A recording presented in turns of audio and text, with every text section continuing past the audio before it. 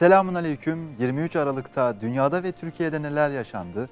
Tarihte bugün hangi gelişmeler oldu? Hep birlikte bakalım. 23 Aralık 1954. Dünyada ilk böbrek nakli ikiz kardeşlerin birinden diğerine Boston'da gerçekleştirildi.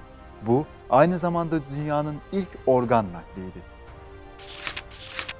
1973. Petrol üreticileri Tahran'da toplandı.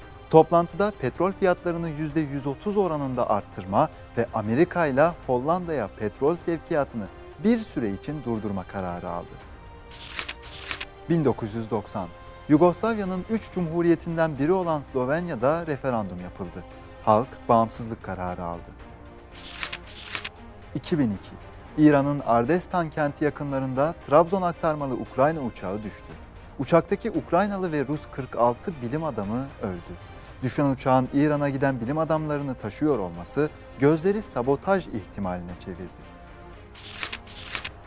2013. Dicle Üniversitesi'nde Kutlu Doğum etkinliği afişleri asmak isterken PKK'li grupların saldırısına uğrayan ve daha sonra haklarında dava açılan Bilge Gençlik Kulübü üyesi 5 öğrenciye örgüte üye olmakla birlikte örgüt adına suç işleme iddiasıyla ceza verildi.